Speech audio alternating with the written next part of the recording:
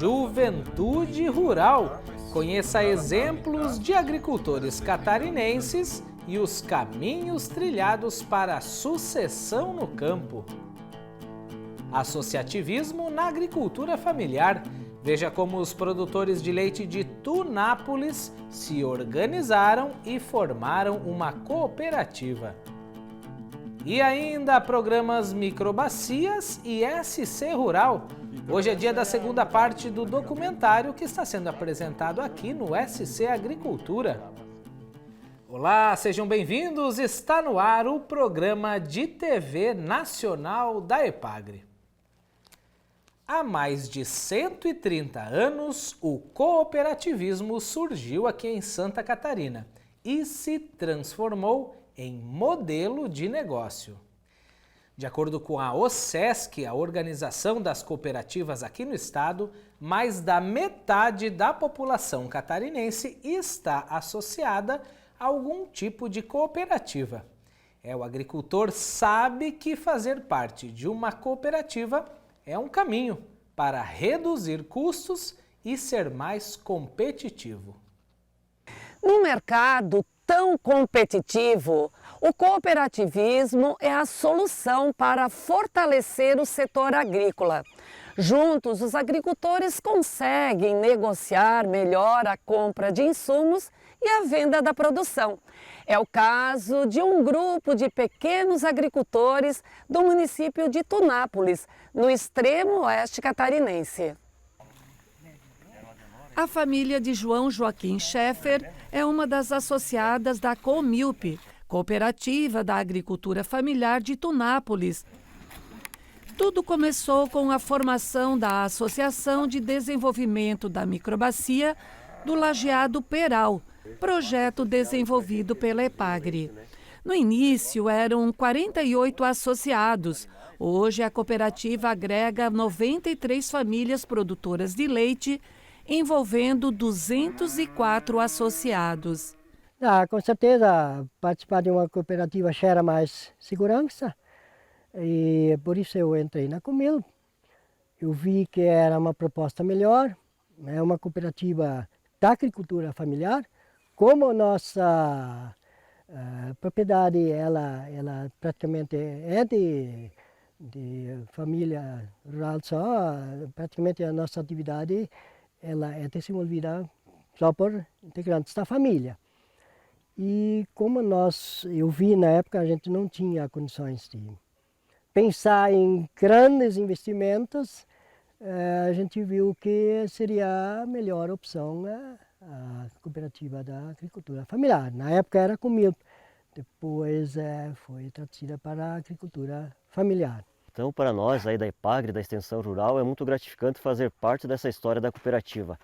Esse ano, então, a cooperativa Comilp comemora 20 anos de estrada e a EPAGRE sempre esteve junto, presente desde o seu início. De lá para cá foram inúmeras políticas públicas, inúmeros projetos elaborados juntamente com a EPAGRE, entidades parceiras e a Comilp, a Cooperativa dos Agricultores Familiares de Tunápolis. Podemos citar aqui, além do Microbacias 2, o SC Rural, o programa Mais Gestão também, que foi desenvolvido pela EPAGRE em parceria com o MDA, o MAPA, diversos programas da Secretaria da Agricultura, do Fundo de Desenvolvimento Rural. A gente trouxe aí recursos, alavancou recursos para que a cooperativa pudesse implantar, ampliar sua estrutura de produção, beneficiar o leite produzido, como vocês viram aqui na propriedade de pequenos agricultores. E também a maior política pública que a gente costuma falar aqui, executada pela EPAGRE, é a assistência técnica e extensão rural a campo. Em 2010, a cooperativa ampliou os negócios com a construção do laticínio próprio. Assim, 300 mil litros de leite são transformados em queijos aqui mesmo na comunidade e outros 200 mil litros são vendidos para laticínios da região.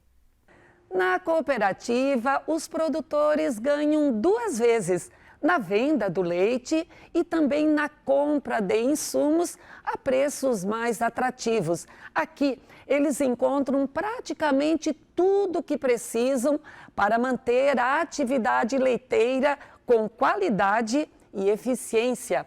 O Jandir é administrador da cooperativa e vai nos mostrar o que eles vendem aqui e a importância de terem à disposição esta agropecuária. O que os produtores costumam comprar aqui na agropecuária? Aqui o produtor vai encontrar tudo que precisa para a sua atividade, né? Desde a linha de sementes para pastagens, fertilizantes, a linha de ferramentas, linha de produtos de higiene para a ordenha, né? Linha de minerais, rações, medicamentos. E tudo isso no município e perto da propriedade deles? E isso, a nossa agropecuária é anexo à indústria, né, da cooperativa.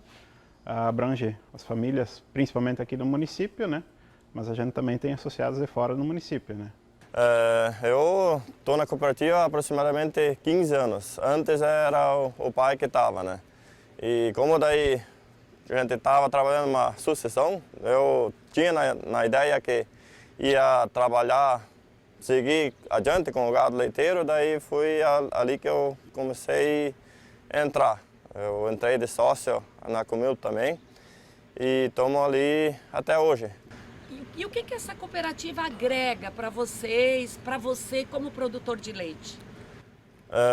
Uma valorização dos pequenos produtores, um preço mais justo para a maioria das famílias, que são, como já falei, maioria pequenos produtores, e a gente trabalha a questão de volume.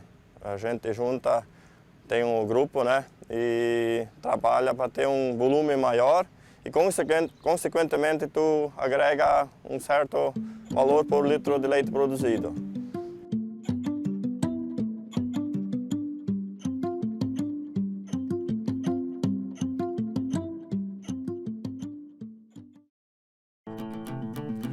No próximo bloco, a continuidade do trabalho na agricultura exige planejamento e, claro, vontade dos filhos em permanecer no campo. É sobre isso que vamos falar a seguir. E ainda hoje o segundo episódio do documentário Microbacias e SC Rural, apresentado aqui no nosso programa. Fique com a gente, já voltamos.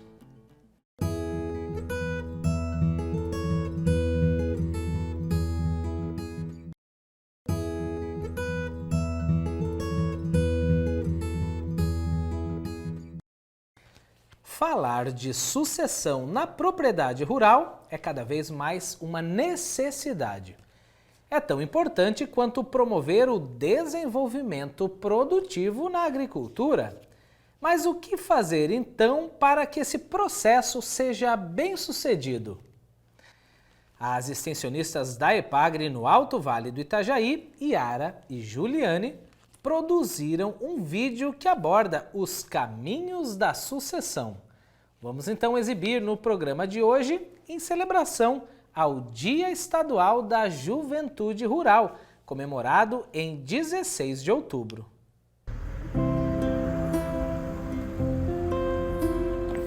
Estamos chegando então aqui à propriedade da família Krug, que vai ser o nosso episódio do Caminho de Sucessão de hoje. E a primeira novidade está aqui, né? O primeiro diferencial da família, eles são uma URT de pecuária sustentável e a gente vai para lá para conhecer mais sobre essa história.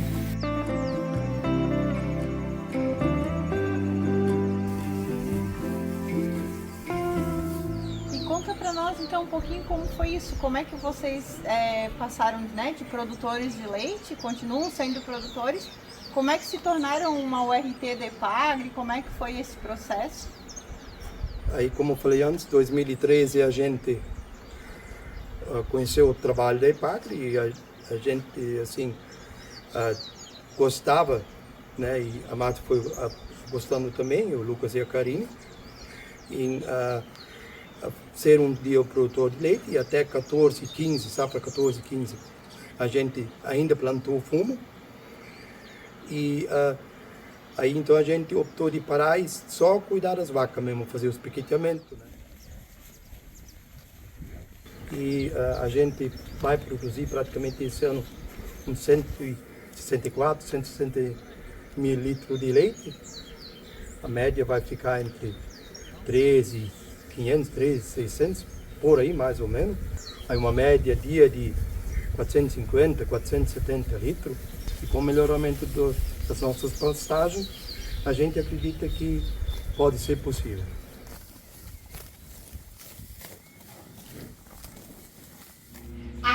na propriedade da família Krug, não só a produção é levada a sério, o trabalho de gestão compartilhada da propriedade também faz parte do dia a dia dessa propriedade. Assim, os pais têm que incentivar os filhos também a que hoje ainda é viável eles ficarem na agricultura. A gente tem uma vida melhor, ganha mais e é dono do que faz, né? E tem que fazer o que a gente realmente gosta. E tem que deixar uma parte para os filhos, porque senão eles também vão embora. Legal. E como que vocês fazem isso, né, Marcos? Tu comentou assim de os filhos, né, os jovens poder dar opinião. Aqui, como é que funciona? Como é que é dividido? Como é que vocês fazem a tomada de decisão para fazer alguma mudança na propriedade? Lucas está rindo aqui, vou perguntar para ele. Lucas, como é que é? É sentado, discutido e cada um dá uma ideia e a gente se finge de meio de louco e faz rodar a coisa, né? Se não der certo, a gente vê o que a gente errou, né? Aí para na segunda tentativa realmente chegar ali e fazer dar certo, né? Mas é sempre discutido na família, né? Hoje minha irmã não tá, mas quando ela estava em casa, era sempre reunida a família, discutido e o que vão fazer agora, né? É assim, Marcos? Tá certa a resposta do Lucas? Eu sempre brinco um pouco, né? Quem me conhece, né? A gente discute bastante, a gente briga um monte, eu sempre digo, né? Mas o objetivo, assim, tentar não decidir sozinho, né? Porque para a coisa acontecer, todos têm que estar envolvidos, né? Então, a tomada de decisão é como um todo, né? E a partir de ano que vem, até a gente vai dar mais liberdade para o Lucas para começar a assumir um pouco mais, para ter mais responsabilidade. Não que ele não tenha, mas assim, para deixar ele administrar mais e pensar mais em números, para realmente um dia ele estiver preparado para tocar a propriedade. Vamos repassar todas as dicas que a família Krug nos deu sobre a sucessão? Uma delas foi fazer a gestão compartilhada da propriedade. Chame seus filhos para a conversa, atribua funções a eles para que aos poucos eles possam entender o dia a dia da propriedade, se colocando e se fazendo parte desse processo produtivo. A outra é possibilitar que eles tenham alguma renda oriunda da atividade rural agropecuária da propriedade, seja por um processo de parceria da atividade ou seja por um acordo entre vocês para que esse jovem tenha acesso também a alguma renda e possa fazer suas escolhas financeiras.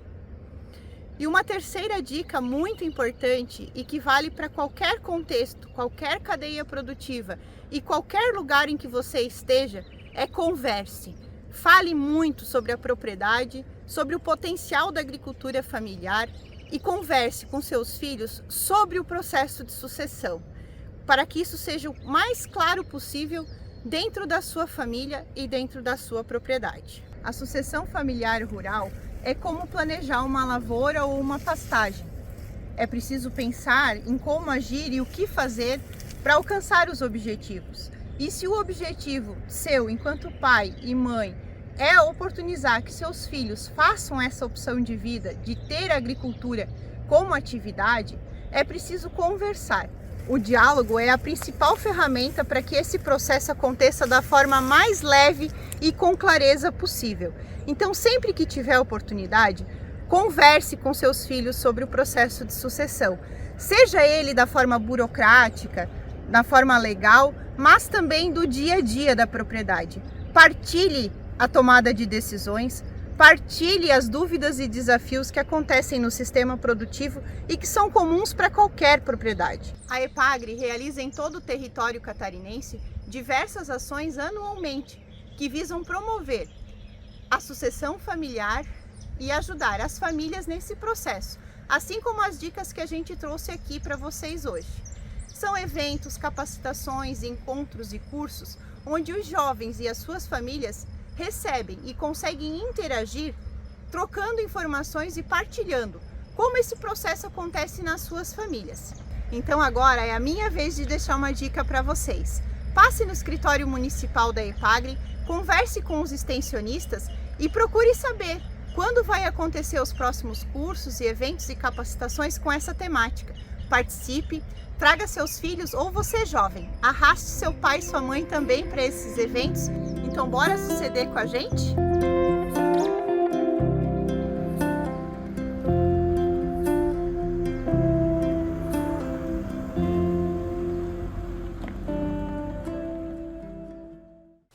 A seguir, projetos Microbacias e SC Rural. Por que esse modelo de política pública deu tão certo em Santa Catarina? É o que os técnicos da Epagre vão contar. Os detalhes depois do intervalo, não saia daí.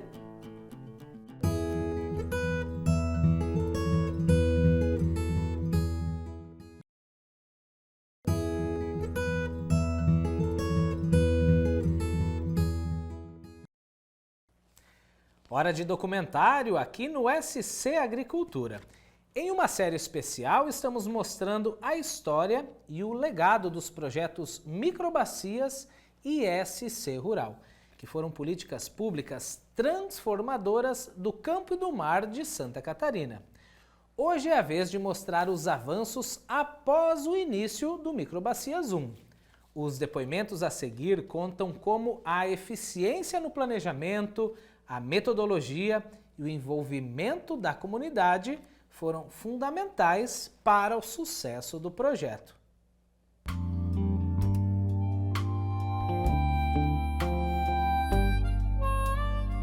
Então essa é a unidade de planejamento, porque se precisava ter, né, um trabalho, como eu disse, assim, um trabalho sistêmico, uma coisa, né, planejada, organizada e trabalhar a microbacia como um todo.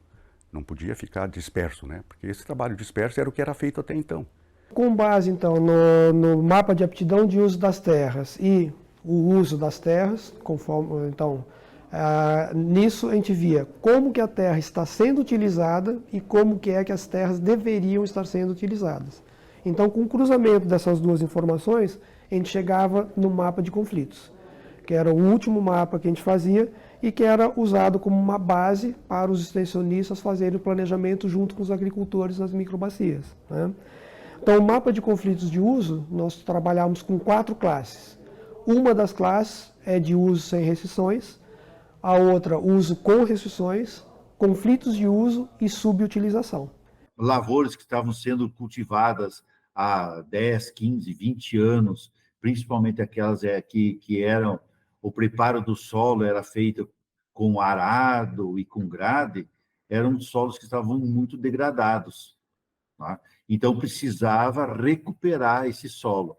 Então, o que significa solo degradado? Que ele estava com a parte química, a fertilidade baixa, e também estavam muito desestruturados. E um componente essencial para que seja recuperada a fertilidade, a parte química do solo, e também a parte física do solo, é a matéria orgânica. E de onde vem essa matéria orgânica? Vem de plantas. De novas práticas, tentar introduzir novas práticas, né, que causassem menos dano ao solo.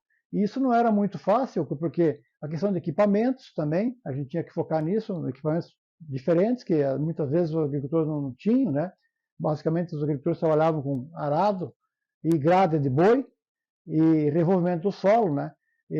Porque não existiam também herbicidas que funcionassem para você trabalhar a questão de cobertura do solo e você fazer o plantio direto, então era muito difícil. Então, o nosso trabalho era através de reuniões, né? Reunir os agricultores nas comunidades, explicar o que era o projeto, trabalhar com a sistemática do projeto, que tinha uma sistemática própria do projeto, né? Então foi para nós uma coisa diferente no sentido de que novas práticas, novas maneiras de trabalhar a gente estava tendo que ter naquele momento, né? O pessoal na época tinha o costume também, a agricultura toda ela na região, plantava fumo, plantava feijão, plantava milho, mais precisamente a cultura predominante, e usavam muito o fogo. Colhiam o milho, encaeiravam as canas, queimavam, aí vinha a erosão, lavava o solo, vinha o sol, queimava, e a agricultura estava produzindo cada vez menos. Porque a erosão causada pela chuva, ela bate sobre o solo, né, desagrega o solo e daí leva embora, né, até o leito dos rios. E depois dos rios vai até o oceano.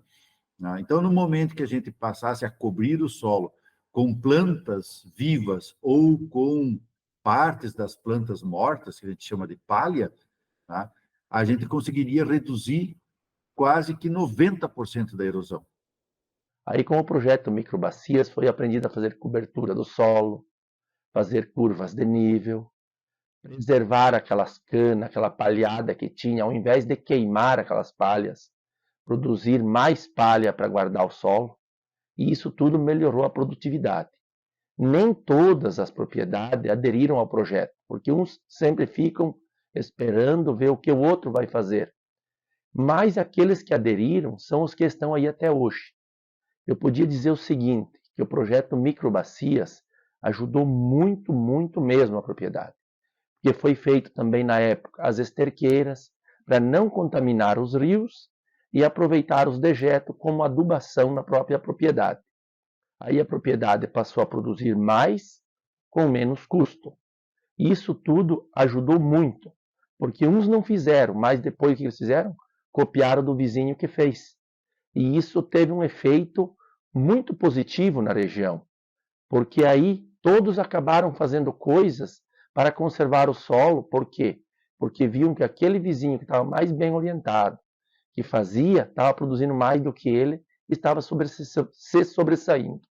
Isso ajudou muito. Mas eu ando por aí nos interior, eu tenho família no interior, assim, parentes, né? Então, ouço, às vezes, assim, os palavreados que na minha época não existia, na área de conservação de solo, né? Eu digo, opa, aprenderam bem. Então, essa área conservacionista foi uma área muito importante e que marcou, assim. Nós tínhamos o conhecimento do Microbacia 1, a experiência do Microbacia 1, que foi puramente ambiental, praticamente. Devido às enchentes que ocorreram naquela época, veio o Microbacia 1. Aí, depois de um tempo, buscamos outro financiamento, porque nós temos agricultura familiar no estado. E a agricultura familiar, ela se caracteriza por pequenos produtores. E os pequenos produtores estão sempre sendo, vamos dizer assim, verificados da sua capacidade de permanecer no campo. Então nós tínhamos êxodo rural, nós tínhamos problemas de rentabilidade, os jovens estavam saindo porque a atratividade do campo não era tão grande. Então se buscou mais um financiamento junto ao Banco Mundial para que trabalhar todas essas questões, esses problemas, enfrentar de peito, de frente a essas questões. Olha, semana que vem, veja os objetivos do Microbacias 2, o crescimento desse segundo programa, as frentes de atuação e a participação dos técnicos da EPAGRE na mobilização das famílias rurais.